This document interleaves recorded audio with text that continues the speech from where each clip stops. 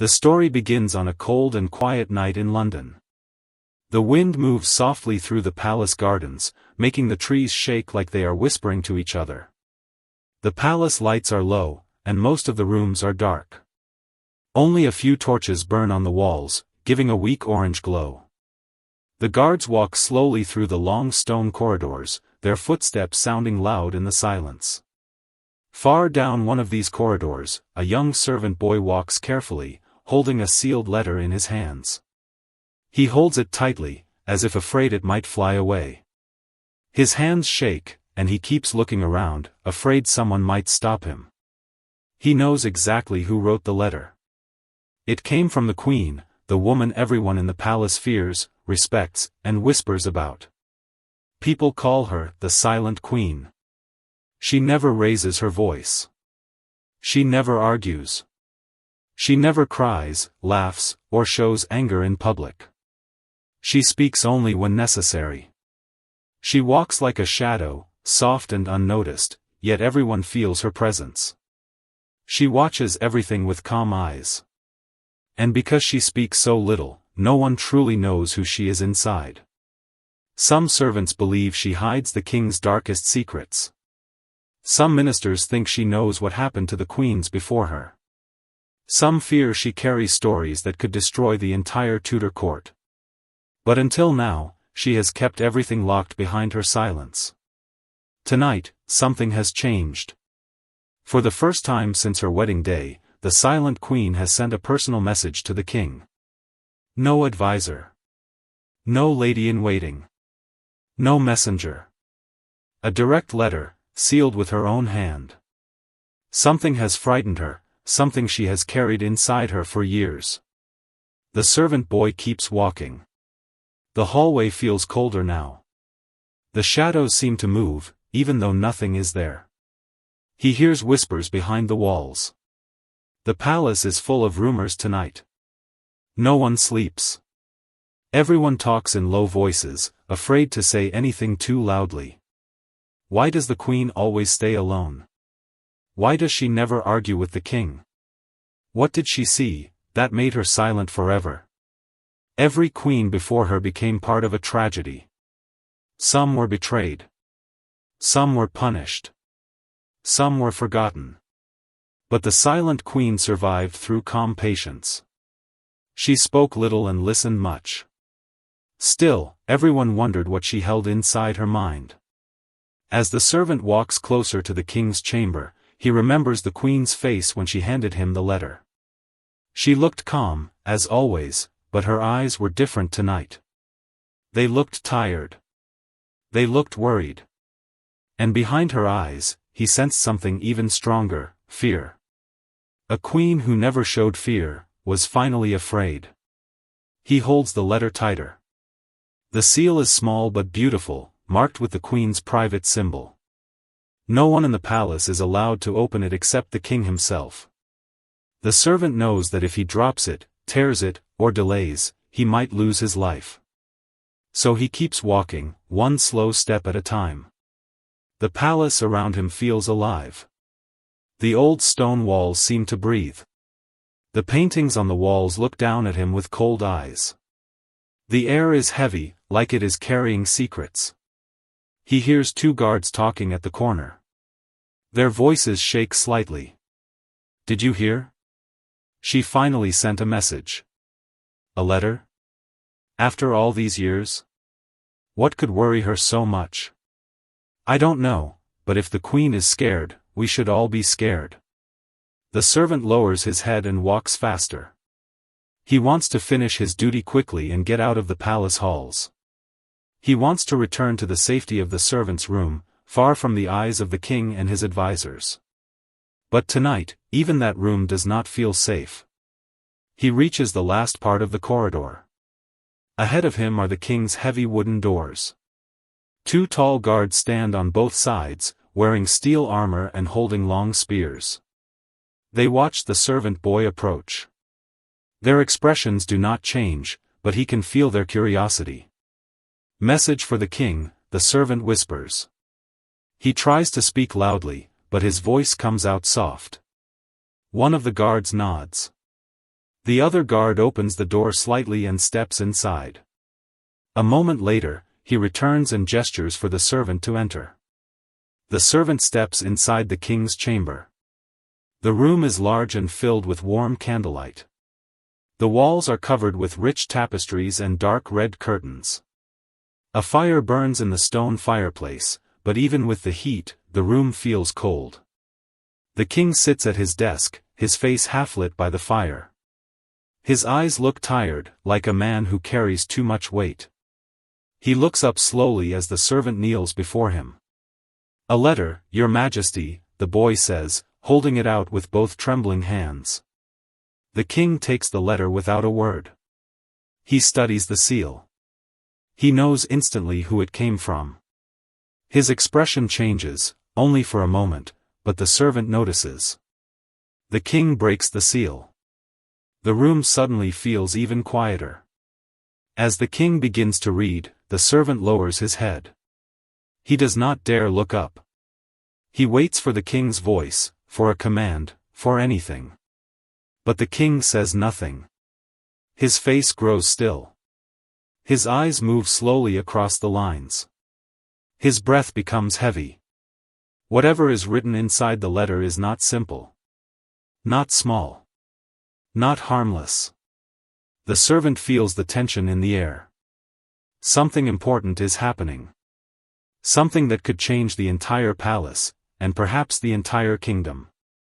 No one knows the truth yet. Not the guards. Not the servants. Not the ministers. But the silent queen knows. And soon, her secrets, kept hidden for years, will begin to unfold, one by one, revealing a story more mysterious than anything the Tudor court has ever seen. The next morning, the palace woke slowly, as if afraid to disturb the air after the night before. Servants moved quietly. Guards whispered more than they spoke. Even the sunlight entering through the long windows felt soft, like it did not want to shine too brightly on whatever had happened. Everyone had the same question. What was in the Queen's letter? But no one dared to ask the king. He stayed in his private chambers for hours, the door closed, the room heavily guarded. Some believed he was reading the letter again and again. Others thought he was too shocked to speak. A few whispered that the Queen had finally revealed a secret that could shake the throne. Only one person knew the truth. The silent Queen herself. When she first came to court, the silent Queen was unlike the others. She was gentle, quiet, and calm. She did not chase power. She did not show fear. She did not try to win the crowd or impress the nobles. She simply observed the world around her. The king had grown tired of loud debates and strong voices. 2 queens before her had met tragic ends, ends that made Europe whisper and England tremble. The court was a place full of eyes, ears, and danger. One wrong word could end a life. But she spoke very few words. This made her different. This made her mysterious. And strangely, this made her safe.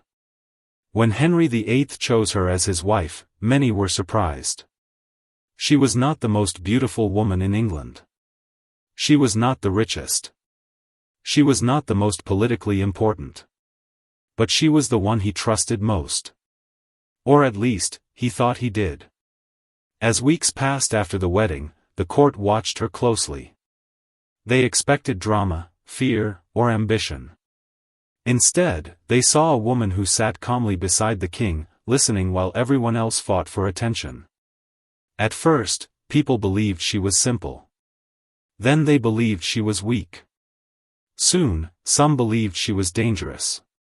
Because silence can hide many things. At dinners, she paid attention to every face, every whisper, every reaction.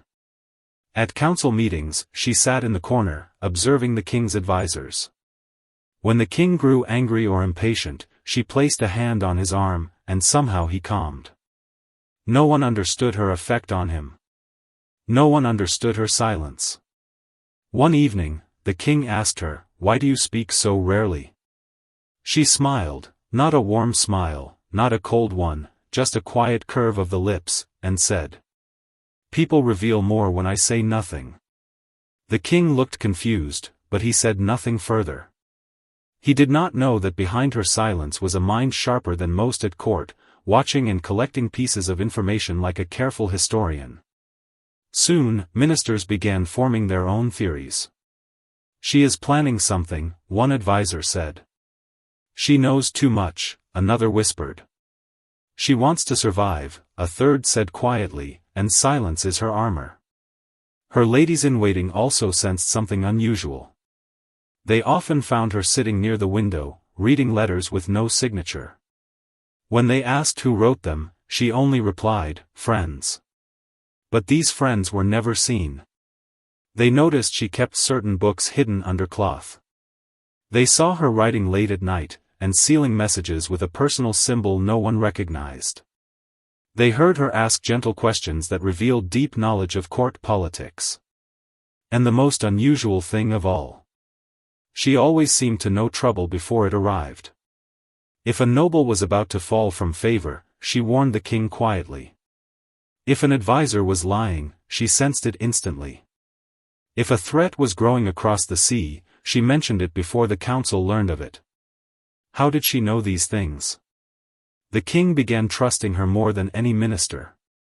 The court began fearing her more than any enemy. In public, the king treated her with respect. He admired her calm manner, her gentle hands, and her careful steps. But in private, he often watched her from across the room, trying to understand what she thought, what she planned, and what she might be hiding. Sometimes, he asked direct questions. "Do you love me?" She answered softly, "Love grows in quiet places." "Do you fear me?" She replied, "A wise queen fears only noise." Her answers confused him. They were true, yet unclear. Simple, yet mysterious. But the king had his own shadows. He had made choices that still haunted him. He had lost sleep thinking of the queens before her, what he had done, what he could not undo, and what the world whispered about him. So her silence gave him comfort. It did not challenge him. It did not remind him of his past. But he did not realize something important. The silent queen had a past of her own. A past she never spoke about. A past that had shaped her into the quiet figure she was now. As time passed, the court grew more nervous. Because sometimes, late at night, lights were seen in the queen's rooms long after everyone else slept. Sometimes, a shadow moved through the halls, stopping near her door. Sometimes, servants heard her speaking softly, but no one knew to whom. The king's closest guard once said, "The queen's silence is louder than any voice in this palace." He was right. Because everything about her, the calm smile, the soft footsteps, the quiet eyes, was hiding something deeper. Something she carried alone. Something she feared would come to light. And then came the night when she wrote the letter. The letter she sent to the king. The letter that changed everything. The letter that shook the palace even before it was read. A marriage built on calmness had now turned into a marriage standing on shadows. And the truth behind the silent queen was finally preparing to rise. Soon, strange things began happening inside the palace. At first, they were small, almost unimportant events that could easily be ignored. But in a palace where every whisper mattered and every shadow carried a story, nothing stayed small for long. It began with a letter. One morning, the king sat at his desk, surrounded by papers and wax seals. He wrote a private message that only a few trusted advisors were meant to see. When he placed it on the table and turned away to speak to someone, it was still there. But when he turned back, only moments later, the letter had vanished. The windows were locked. The door was guarded. No servant had stepped inside. Yet the message was simply gone, as if it had melted into thin air. The king grew angry, then anxious. He questioned the guards, then the servants, then the advisors. No one knew anything. No one had seen anyone enter. No one had touched the desk. The king searched the entire room, but there was no sign of the letter at all. The disappearance felt impossible, and that impossibility stayed in his mind long after the search ended. Then came the footsteps. Late one night, a maid passing by the queen's chambers heard soft steps outside the queen's door. The sound was slow and gentle, like someone pacing. When the maid opened the door to look, the hallway was empty, no shadow, no figure, no sound except the flicker of the torches. She told the guards, but they found nothing. Another servant claimed he saw a dark figure walking near the queen's rooms. He called out, but the figure slipped around the corner. When the servant followed, there was no one there. The corridor was perfectly still. The air felt cold, as if someone had just walked through. Soon the palace buzzed with whispers. Some said the queen had a spy who delivered messages to her at night. Others believed she herself was the spy, wandering the palace in silence. A few even claimed she used hidden passages, a rumor older than the palace itself. But there was something even stranger. The queen seemed to know things before they happened. One morning she quietly warned the king not to trust a certain noble. Days later, that same noble was caught sending treasonous letters. Another day she mentioned that a foreign ambassador would bring troubling news. When he arrived, he delivered exactly the warning she had predicted. She spoke of sickness in a distant village a week before any messenger brought reports. The king found himself asking more questions than he could answer. How did she know these things? Who told her? What did she hear? What did she see when she walked the halls? Even when he sat beside her at meals, he watched her in silence, trying to understand what existed behind her calm eyes. The queen never reacted to the whispers spreading through the palace. She continued her days as she always did, walking softly, speaking gently, watching everything with quiet attention. When the king asked her about the rumors, she only smiled in that slow, calm way and said, "People fear what they cannot understand." It was not an answer, and it did not ease his mind. The king's advisors became restless. Some believed she held secret meetings. Others thought she read letters from unknown friends. One minister even told the king, with shaking hands, "Your Majesty, she knows things that even we do not know." That sentence stayed with the king. He began observing her more carefully. He noticed how she listened to conversations, even the quiet ones. He noticed how she studied people, almost as if she could see through their words. When she looked at someone, her eyes stayed on them just a moment too long, long enough to make them uneasy. Even nobles who were proud and confident lowered their gaze when the queen looked at them. She had no reason to frighten anyone, yet her silence filled the palace with unease. One evening the king confronted her gently. He found her sitting near the window, sewing a delicate pattern into cloth. The fading sunlight made her appear almost unreal. "People say you know too much," he said, standing behind her. She did not turn. "People will always talk," she replied softly. "How do you learn these things before others?" he asked. She paused, her hands still for only a moment. Then she continued her sewing and answered, "I listen, Your Majesty. That is all." But the king did not believe her. Not anymore. Her calmness, once his comfort, now felt like a locked door he could not open. He wanted to ask more, but every time he tried, her quiet gaze stopped him. He could not decide whether she was protecting him, or hiding from him. Servants grew frightened to walk near her chambers at night. Ministers avoided speaking freely when she entered a room. Even her ladies-in-waiting stayed close to the light, fearing the dark corners of the palace where shadows seemed to move. People whispered. "She knows our secrets. She hears more than she speaks. She walks without sound. She knows everything." The queen heard all of this, but she never reacted. She never raised her voice. She never defended herself. She moved through the palace with the same soft steps, the same gentle smile, the same unreadable eyes. But every strange event made the mystery deepen. Why did letters vanish? Who walked the halls at night? Why did she always know danger before it arrived? The king lay awake many nights, staring at the ceiling, thinking of her calm face and her quiet voice. She slept beside him like a peaceful shadow, and yet he felt as if he knew nothing about her at all. The question he feared most repeated in his mind again and again. What exactly was the silent queen hiding? One evening, just after sunset, a strange smell drifted through the palace halls. At first it was faint, almost hidden under the smell of candles and warm stone.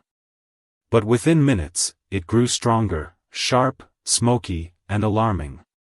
A guard walking past the queen's chambers slowed down, sniffed the air, and frowned. He pressed his hand to the wall. It felt warm. Another guard ran to fetch water, and soon shouts echoed through the corridor. Fire! There's a fire! Servants hurried forward with buckets, splashing water on the door of a small unused room behind the queen's chambers. Smoke leaked through the cracks, curling up the walls like dark fingers. The door was forced open, and flames burst out, small but dangerous. The guards fought the fire until it finally died, leaving only smoke and glowing embers. When the air cleared, they stepped inside to see what had burned. What they found stopped them cold. Behind a loose wooden panel, hidden from anyone who didn't know exactly where to look, was a secret shelf. On it sat stacks of letters, old, dusty, and sealed with wax. Dozens of them. Maybe more. Some dated years back. Some carrying the marks of noble houses. Some written by people the king had long forgotten. And all of them were addressed to the silent queen. The guards exchanged nervous looks. Their hands shook as they picked up the letters, seeing names of men who had died, nobles who had betrayed the crown, leaders of alliances that had once threatened England. There were secrets inside those letters, secrets about politics and betrayals, about plans made in shadows, about dangers the king had never been told. One guard whispered, "How long has she been receiving these?" Another asked, "And from whom?" No one had answers. They only knew this was something the king needed to see.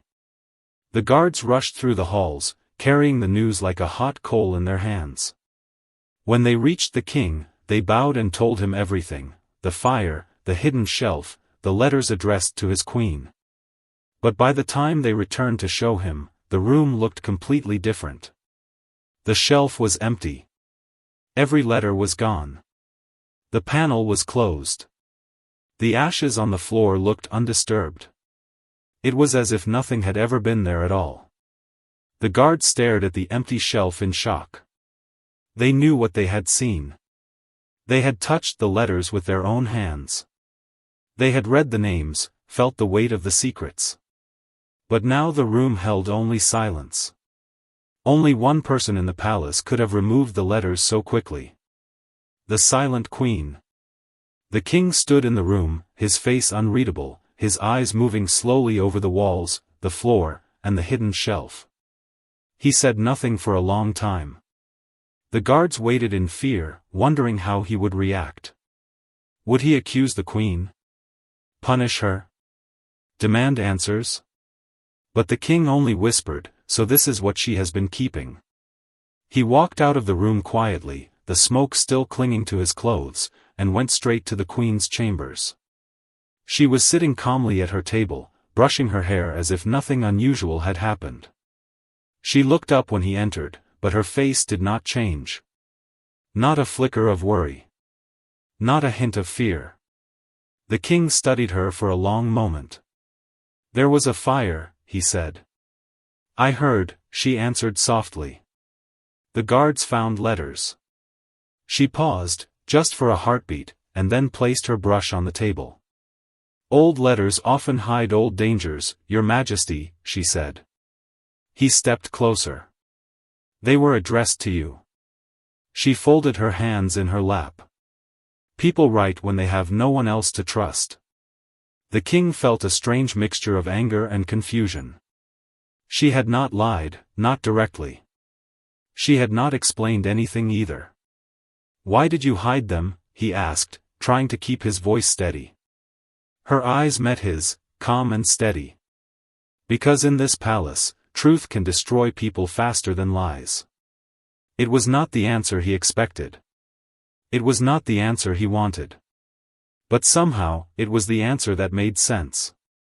She was not a woman who fought. She was not a woman who shouted or demanded. She was a woman who survived, quietly, carefully, and with a strength she never displayed openly. As the king watched her, a realization slowly formed inside him. Her silence was not weakness. It had never been weakness. It was protection. Protection for herself, in a palace where queens met terrible fates. Protection for the king, who often trusted the wrong people. Protection for the throne, which was surrounded by shadows and secrets.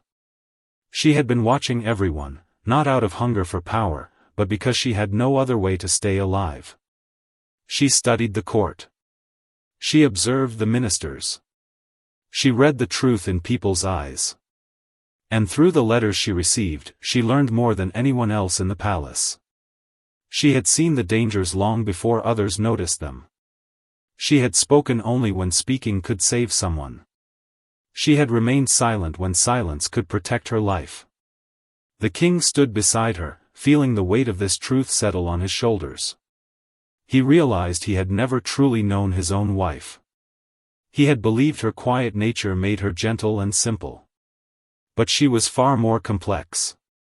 She understood the palace better than any advisor. She knew its secrets, its dangers, and its hidden traps. He wondered who sent her those letters. Friends? Enemies? People who trusted her more than they trusted him? But he knew she would not answer that question, not tonight, not ever. The queen lifted her eyes to the king again and said quietly, "A queen must learn to read the world without sound, Your Majesty. Sound is loud. Sound draws danger. But silence," she paused. "Silence keeps you alive." The king left her chambers without another word. His mind was full of questions but also full of a growing respect he had never felt before. He understood now that his wife lived in a world of shadows, a world where queens could fall for speaking too loudly, trusting too quickly, or believing too openly. And somehow, by saying almost nothing at all, she had survived. Rain fell heavily over the palace that night, hitting the windows with sharp taps like 1,000 small warnings. Lightning flashed across the sky, turning the stone walls white for a split second before darkness swallowed everything again. Thunder rolled overhead, shaking the very floor beneath the queen's feet as she stood alone at her window. Her face was calm, but her eyes held a shadow of worry she usually hid well. She watched the storm without blinking. She knew the king was troubled. She had felt it in the way he moved around her these last few days, slowly, carefully, as if searching for answers he was too afraid to speak aloud. She also knew something else, something even heavier. Her past was slowly creeping back toward her, step by step, and she could no longer keep it hidden. Another flash of lightning cut the sky, illuminating the palace gate far below. In that bright moment, the queen saw a lone figure on horseback fighting against the wind, struggling to reach the entrance. Even from her window, she felt a strange tension rise inside her. A messenger. Messengers never arrived in storms unless the news was urgent, sometimes life-changing, sometimes deadly. She continued watching as the guards opened the gate and the rider stumbled inside, soaked and exhausted. The queen did not turn away. She simply folded her hands and waited. She knew where that letter would go. She knew the king would read it. She knew what truth it might bring. Moments later, footsteps rushed through the palace halls. Servants whispered. Guards tightened their grips on spears. Everyone sensed something important had happened, though no one knew what. The king sat in his chamber, his face pale from the storm outside and the storm inside him. He took the letter from the messenger's trembling hands and broke the seal himself. He did not allow an advisor to touch it. He did not ask for anyone to stay beside him. He wanted to read this one alone. The words inside were heavy, each one striking him harder than the last. The letter warned of a plot, dark, dangerous, and close to the throne. Someone in the palace, someone trusted, was planning to move against him. The letter described secret meetings, coded messages, and alliances forming behind his back. The king's heart beat faster as he read, but something else in the message made him pause. At the end, written in a different handwriting, were the words, "Trust the Queen. She has known the truth longer than any of us." He read it again. And again. Trust the Queen. The Queen he barely understood. The Queen who spoke little. The Queen who knew secrets before they were shared. The Queen who hid letters and kept her past locked behind her silence. Why would someone tell him to trust her? Why would a stranger believe she knew more than the king himself? And what truth had she known? The king stood slowly from his chair, the letter trembling in his hand. He felt fear, but he also felt relief, because if the Queen had truly been protecting him, as the letter said, then he had misunderstood her for a long time. And if she had known the truth, then she might be the only person who could help him survive what was coming. He walked through the palace, his steps echoing through the quiet halls. The storm raged outside, but inside the air felt even heavier. Every guard bowed deeply as he passed. Every servant stepped aside, sensing the tension. The king opened the door to the Queen's chamber without asking permission. She was still at her window, watching the lightning as if it were an old friend. The room glowed softly from a single candle. Shadows danced across her face. She did not turn at first, but she knew he was there. She always seemed to know. Slowly, she lifted her eyes and looked at him. It was the first time in months that she had met his gaze directly. There was no fear in her expression, no surprise, no guilt, only a deep, steady calm. The king held up the letter. "Did you know this was coming?" he asked, his voice thick with uncertainty. The Queen did not speak. She did not nod. She only looked at him, and somehow her silence was enough. It told him everything she had never said out loud. It told him she had been watching, listening, learning, not for her own gain, but to protect him. He felt something shift inside him. For the first time, he truly saw her, not the quiet shadow he married, not the mysterious woman who walked silently through the palace, but a queen who understood the world far better than anyone around him. "You were never hiding from me," the king whispered. "You were protecting me." Again, she said nothing. But her eyes softened, and in that tiny change, he saw more truth than he had seen in years. She had been carrying knowledge alone, carrying fear alone, carrying secrets alone, because speaking aloud could have destroyed them both. He stepped closer. "How long have you known?" he asked gently. Her gaze lowered for a moment, and then she exhaled, a soft, almost invisible breath. In that quiet breath, he heard the weight of years. The weight of watching enemies grow. The weight of dangers that had been circling the throne long before he ever noticed. The letter in his hand suddenly felt heavier. "Why didn't you tell me?" he whispered. Her eyes lifted again. They were calm, steady, and impossibly sad. "Because truth," she said quietly, "can be a blade. And you were not ready for the cut." The king froze. It was one of the few times she had spoken more than a handful of words at once, and the meaning struck him deeper than any sword.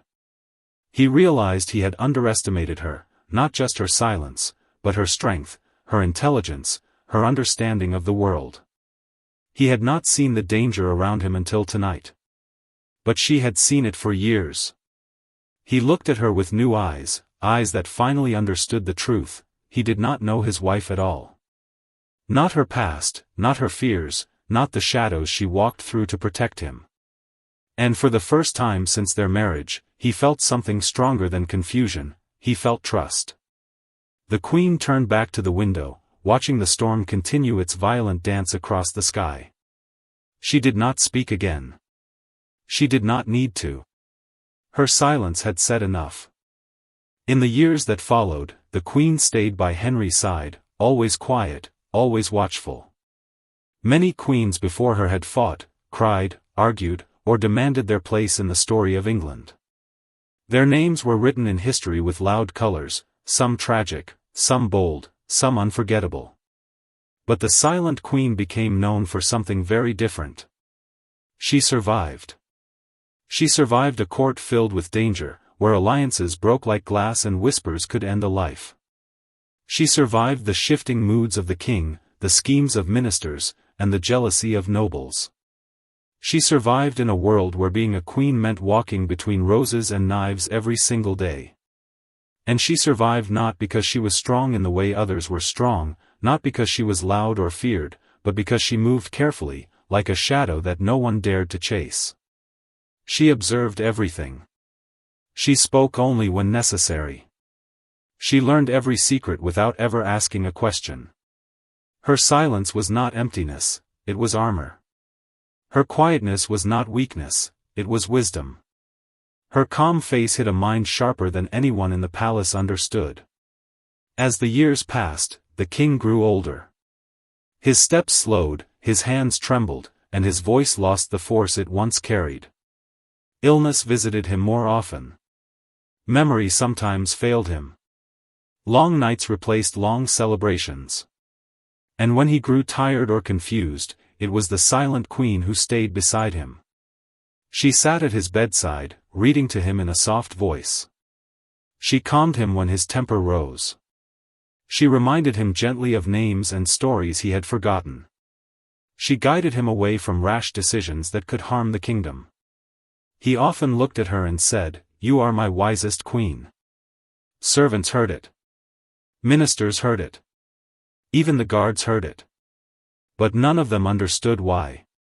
To them, she was a quiet woman who rarely made grand speeches, who did not involve herself in politics openly, who did not fight for attention. They had seen louder queens, queens who argued, queens who took risks, queens whose names echoed in the halls. Compared to them, the silent queen seemed almost invisible. Yet she was the one the king trusted most. When Henry VIII became too weak to walk without help, she held his arm. When he feared betrayal, she stayed beside him through the night. When he doubted his choices, she steadied his thoughts with just a single calm look. He depended on her silence more than he ever depended on any loud voice. And still, even as she cared for him, her secrets stayed locked inside her heart. She never revealed the truth behind the hidden letters the guards once found. She never explained who had written them, or why they had trusted her instead of the king. She never said how she knew about dangers before they arrived, how she sensed betrayals before they happened, or how she warned the king at the perfect moment every time. Some believed she had a secret network across Europe. Some believed she had learned to read people like open books. Some believed she carried a past the world would never discover. But the truth remained with her alone. As Henry grew closer to the end of his life, he often reached for her hand. Sometimes he looked at her as if he wanted to ask her the questions he had held inside for years. Why did she know so much? Why did she stay silent for so long? What had she given up to protect him? But he never asked. And she never told. Her silence had always kept them safe. Speaking now, after all those years, could only break the quiet world they had created together. When the king finally passed away, the palace fell into a heavy stillness. People mourned loudly, ministers with long speeches, servants with tears, guards with bowed heads. But the silent queen mourned in her own way. She stood by the window, the same window where she had once watched storms and messengers, and let the wind touch her face. Her eyes glistened, but she did not cry. She did not need to. Her heart carried the weight of her grief quietly. After Henry's death, she stepped back from public life. She appeared less in court, preferring peaceful gardens and quiet libraries. She seemed tired, as if the years of carrying secrets had finally begun to weigh too heavily on her shoulders. But she still moved with the same soft grace, the same calm presence, the same unreadable expression. People continued to wonder about her. Who had she truly been? What had she truly done? What dangers had she prevented without anyone knowing? No one ever learned the answers. She kept her secrets until her final day. And when she passed away, she left behind a silence even deeper than the one she lived in. History wrote the names of many queens, queens who shouted, queens who fought, queens who were remembered for their tragedies or their tempers. But the silent queen did not fit into their stories. She lived in the spaces between their words. She lived carefully, wisely, and quietly. She lived longer than most of Henry's queens. She lived safer than all of them. She lived with a mystery no historian could ever solve. And so, while history forgot many queens, it never quite forgot her. Even in the loud world of Henry VIII, where every action was dramatic and every story carried thunder, she remained different. She remained a whisper. A quiet shadow walking through a palace filled with noise. A woman who survived by saying very little, yet knowing far too much. Her story ended the same way she lived, calmly, quietly, mysteriously. And though the world moved on, her silence still echoed in the halls she once walked, reminding everyone that sometimes the quietest person in the room is the one who understands everything.